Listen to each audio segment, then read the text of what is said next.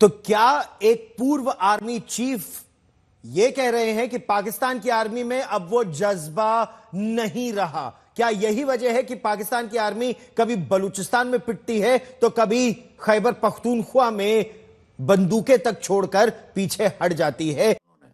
और अब central command से हमले होंगे।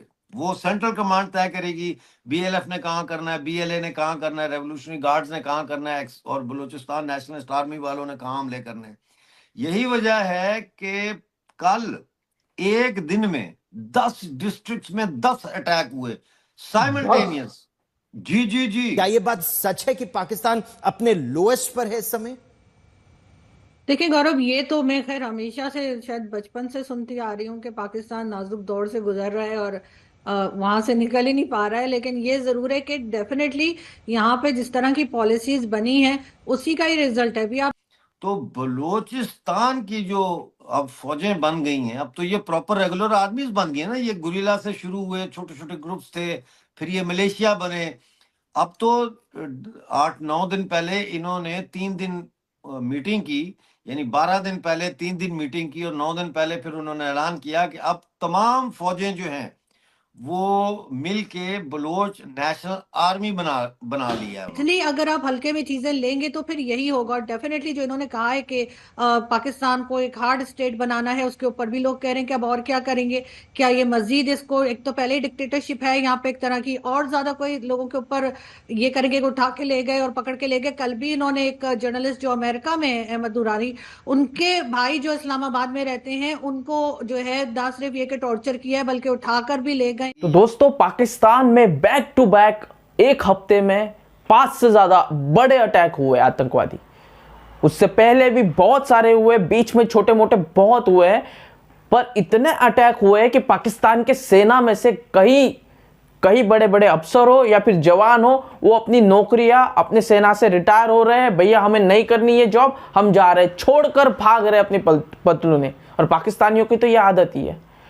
वही दूसरी तरफ पाकिस्तानी जो मीडिया से या पाकिस्तानी पत्रकारों से पूछा जाए कि भैया इस सब के पीछे कौन है, तो ये सब सीधा अपने आप को नहीं देखते कि हम क्या गलतियां कर रहे हैं, फिर हमारी आर्मी क्या कर रही है, हमारी सरकार क्या कर रही है। नहीं, इन सब के पीछे एक ही वजह है, वो है भारत अफगानिस्तान। मतलब करना कुछ नहीं है, बस बता देना अपने लोगों के भारत करवा रहा है ताकि लोगों का ध्यान वहां पे जाए, तुम क्या कर रहे हो। और चलो भारत कर भी रहा है तो तुम्हारी नंबर वन एजेंसी क्या कर रही है? फिर काहे मुंह उठा के कहते फिरते हो कि भैया हमारी नंबर 1 एजेंसी है? आइए पाकिस्तान मीडिया इस बारे में भी क्या कुछ कह रही सुनते हैं। तो बलूचिस्तान की जो अब फौजें बन गई हैं, अब तो ये प्रॉपर रेगुलर आर्मीज बन गई है ना। ये गुरिल्ला से शुरू हुए छोटे छोटे ग्रुप्स थे, फिर ये मलेशिया बने। अब तो 8-9 दिन पहले इन्होंने 3 दिन मीटिंग की, यानी 12 दिन पहले 3 दिन मीटिंग की और 9 दिन पहले फिर उन्होंने ऐलान किया कि अब तमाम फौजें जो हैं वो मिल के बलोच नेशनल आर्मी बना लिया है उन्होंने। और अब सेंट्रल कमांड से हमले होंगे। वो सेंट्रल कमांड तय करेगी बीएलएफ ने कहां करना है, बीएलए ने कहां करना है, रेवोल्यूशनरी गार्ड्स ने कहां करना है और बलूचिस्तान नेशनलिस्ट आर्मी वालों ने कहां हमले करने हैं। यही वजह है कि कल एक दिन में 10 डिस्ट्रिक्ट्स में 10 अटैक हुए साइमल्टेनियस। जी जी जी। और यूथ है जो इसमें शामिल है, ये पढ़े लिखे लोग हैं, सेकुलर लोग हैं। पहली तो बात ये ज़हन में रखें कि ये जहादी नहीं है, ये रिलीजियस रेडिकलाइज्ड रिलीजियस लोग नहीं है। ये रिलीजियस है, मुसलमान है, नमाज रोजा करते हैं, लेकिन ये यहाँ पे बलूचिस्तान में कोई शरई निजाम लाने के लिए लड़ नहीं रहे। ये अपनी धरती को पाकिस्तान के जुल्म से और कब्जे से आजाद कराने के लिए लड़ रहे हैं। नंबर 1।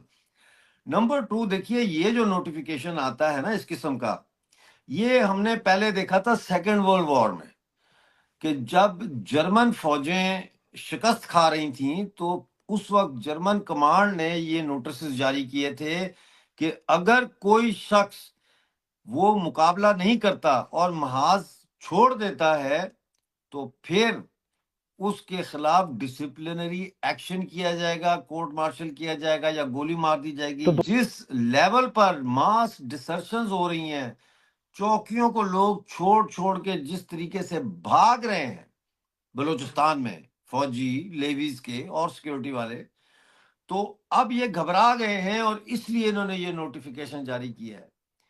कि भाई बुजदिली का जिसने मुजाहरा किया या मुकाबला ना किया अगर, तो उसके खिलाफ डिसिप्लिनरी एक्शन लिया जाएगा। ये नोटिफिकेशन साबित करता है इस बात को कि मास डिसरप्शंस हो रही हैं। फिर ये है कि जिस दिन ये हाईजैकिंग हुई थी ट्रेन की 11 तारीख को, तो फिर 11 के बाद 12 आ गई। जब 12 और 13 को के दरमियान में क्वेटा रेलवे स्टेशन पे 200 से ज्यादा कॉफिन के बॉक्सेस लाए गए। उस वक्त मैंने कहा था कि ये जो बॉक्सेस हैं ये बलोच फाइटर्स के लिए नहीं है कि उनकी लाशें इसमें लाएंगे, ये अपने फौजियों की लाशें लाने के लिए जा रहे हैं, ये मरवाएंगे 214 फौजी अपने। और एग्जैक्टली इन्होंने यही किया। इन्होंने अपने ही फौजियों को बलोच लिबरेशन आर्मी के हाथ में बेयारो मददगार छोड़ दिया, और 48 घंटे का नोटिस पूरा हुआ तो उन्होंने उनको एग्जीक्यूट कर दिया। उसी दिन जिस दिन ये हो रहा था, मैंने ये रिपोर्ट किया था कि बोलान रेलवे स्टेशन पे जो फौजी खड़े थे, जब उन्होंने देखा कि ट्रेन से ताबूत उतर रहे हैं, तो उन्होंने अपने अफसरों को कहा कि सर हम इस ऑपरेशन में हिस्सा नहीं लेंगे। That was the first news I broke about Pakistan military desertions. Arzoo, क्या पाकिस्तान का मोराल बहुत डाउन है इस समय जिस तरह हम देख रहे हैं, और जो खबरें आ रही हैं, और आप हमको बेहतर बता सकते हैं, पाकिस्तान में है, जनवरी में 68 हमले हुए, फरवरी में 90 हुए, मार्च में कुछ रिपोर्ट से कह रही है कि पिछले 3 दिनों में 50 से ज्यादा हो चुके हैं। और ये जो 2 बड़े बलूचिस्तान में हमले, जिसके बारे में जाफर एक्सप्रेस के बारे में सब जानते हैं, नौशकी में जो कॉन्वॉय को निशाना बनाया गया उसके बारे में सब जानते हैं, लेकिन कहा यह जा रहा है उसी के साथ साथ कई सैन्य ठिकानों पर, मिलिट्री इंस्टॉलेशंस पर और अलग अलग जगह पर हमले हुए और हथियार लूट लिए गए। क्या यह सच है? क्योंकि यह तो दिखाएगा कि 200-250 हमले पिछले 3 महीने में हो चुके हैं पाकिस्तान पर। देखिए, हमले तो बहुत हुए हैं और होते चले जा रहे हैं, लेकिन जो फिगर्स या जो नंबर्स आप बता रहे हैं वो मैं कंफर्म नहीं कर पाऊंगी, क्योंकि डिफरेंट जगह पे कुछ और बात की जाती है, बीएलए कुछ और क्लेम करता है, टीटीपी कुछ और बताता है, और गवर्नमेंट जो है वो बहुत बाद में कुछ और नंबर देती है। लेकिन डेफिनेटली कहीं ना कहीं कुछ छुपाया जा रहा है। सिचुएशन काफी ज्यादा खराब है, और इस वक्त आर्मी जो है वो भी ऐसी जगह पर है कि जहां पर इनके अपने ही, आपने देखा कि जो रिटायर्ड ऑफिसर्स हैं वो इनके साथ खड़े दिखाई नहीं दे रहे। इमरान खान को तो ये कहीं अदालत में भी नहीं लाते हैं, और कहते हैं कि जी इमरान खान को लाने में सिक्योरिटी का रिस्क है। अभी हाफिज सईद पे अटैक को भी कह रहे हैं कि जी हाफिज सईद की जान खतरे में। आप अंदाजा लगाइए कि जिस कंट्री में हमारे टीवी चैनल्स और लोग या हमारे मीडिया जो है वो ये बता रहा हो कि हाफिज सईद जैसे लोगों का कि जी उसकी जान खतरे में है, उसे सिक्योरिटी देनी चाहिए, तो वहां पर आम आदमी की क्या हैसियत होगी? बिल्कुल कुछ भी नहीं है। और इस वक्त आर्मी जो है वो इमरान खान के लोगों को ज्यादा पकड़ने में लगी हुई है, क्योंकि सोशल मीडिया इनके काबू नहीं आ रहा। आज भी इन्होंने 34 के करीब लोग अरेस्ट किए हैं, जिनके बारे में ये कह रहे हैं कि जी वो सोशल मीडिया पर गलत खबर दे रहे थे या कोई ब्लास्ट की न्यूज दे रहे थे जो नहीं थी। और ऐसे करके ना सिर्फ ये, बल्कि एक टीवी प्ले कोई आया था जो मैंने तो नहीं देखा, लेकिन उसमें कोई उन्होंने ये डायलॉग रखा था कि जो सिविलियंस हैं या सिविलियन गवर्नमेंट्स हैं वो तो अरेस्ट हो जाते हैं, लेकिन जो आर्मी ऑफिशियल्स होते हैं या आर्मी के लोग हैं उन्हें कुछ नहीं कहा जाता। तो इन्होंने ना सिर्फ वो प्ले हटवा दिया है यूट्यूब से, बल्कि उसको जो बनाने वाले उन्हें अरेस्ट भी कर लिया है। तो ये इतने तो घबराहट है इनके अंदर। और इमरान खान कहते थे आपने घबराना नहीं है, लेकिन इमरान खान खुद ही इस समय बंद पड़े हैं। लेकिन जमीनी स्थिति की अगर बात की जाए, हार्ड स्टेट बनाना है, अभी तक एक तरह का मार्शल लॉ, तिलक देवेश्वर सर, इस तरह का मार्शल लॉ है कि डिक्लेयर्ड नहीं है, लेकिन जब हार्ड स्टेट बनाने की बात कर रहे हैं, वो आर्मी लोगों को अरेस्ट करना चाहती है, आर्मी लोगों को अपने कस्टडी में रखना चाहती है ताकि बताना न पड़े। देखिए, मोरल बहुत डाउन है। आज अफगानिस्तान के साथ पाकिस्तान का जो बॉर्डर है वहां पे भी आज झड़पें हुई हैं, और पाकिस्तानी फौज ने रिट्रीट किया है वहां से। पॉइंट टू बी नोटेड, उन्होंने रिट्रीट किया है। उसकी वजह क्या है? उसकी वजह यह है कि अब एक तो पाकिस्तान के जनरलों को यह पता लग गया है कि डिसर्शंस हो रही हैं, ज्यादा इम्तिहान में मत डालो अपने फौजी सिपाहियों को, कॉन्सेंट्रेट करो बलूचिस्तान के ऊपर, ठीक है ना। एक तो ये है। दूसरा, मोरल इसलिए भी डाउन है कि देखें आप, कोई भी शख्स जो है वो 20-25 हजार तनख्वाह लेकर वो अपने आप को मौत के सामने तो नहीं लेके जाना चाहता ना, बात वहीं आ जाती है। बस बस 20-25 हजार सैलरी मिल रही है, 20-25 मिलती है, वो बाकी चीजें मिला मिलू के 40-50 तक बन जाता है। लेकिन ये कोई तनख्वाह नहीं है, मतलब है कि 50,000 भी मिले तो इंडिया का 25,000 ही बना ना, 22-25 हजार ही बना। हाँ 25,000। तो इसके लिए कोई मरेगा। मैं जैसे कह रहा हूँ, बलोच शर्मचार जो है वो चने खा के और चश्मों से पानी पी के, बगैर किसी तनख्वाह के, बगैर किसी पैसों के वो लड़ रहे हैं। क्यों? क्योंकि उनके पास एक प्रिंसिपल है, उनके पास एक प्राइमरी गोल है। They are fighting for their land, for their resources.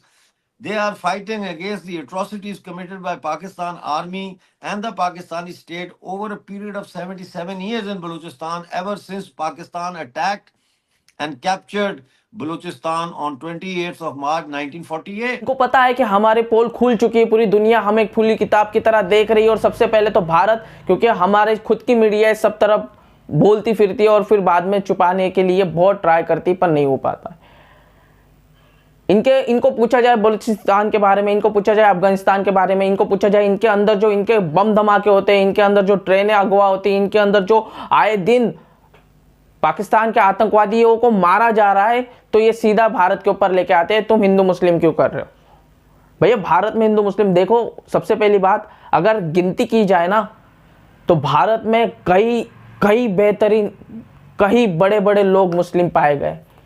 तुम्हारे तो मतलब कि आइन में, मतलब संविधान में लिखा हुआ है कि ना कोई गैर मजहबी, मतलब कि काफिर, मतलब हिंदू हो, सिख हो, ईसाई हो, कोई भी हो, वो तुम्हारे पार्लियामेंट में बैठ नहीं सकता, या फिर तुम्हारे बड़े बड़े ओहदों पर, या फिर ऐसे बहुत सारी जगहों पर नहीं आ सकता, गवर्नमेंट जगहों पर भारत में वैसा नहीं, भारत में मेरिट के हिसाब से चलता है।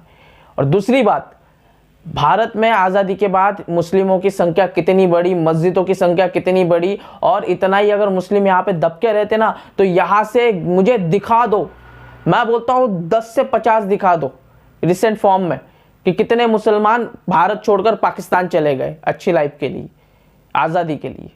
पर वही दूसरी तरफ पाकिस्तान में से कितने सारे हिंदू, कोई किसी वजह से आया, कोई दर्शन करने के लिए आया, कोई मंदिरों में आया, और उन्होंने डायरेक्ट डेरा डाल लिया, नहीं भैया हम नहीं जा रहे, क्योंकि वहां पे हमें कुत्ते से भी खराब लाइफ मिल रही, चाहे हम यहाँ झुग्गियों में रह लेंगे, पर वहां नहीं जाएगी।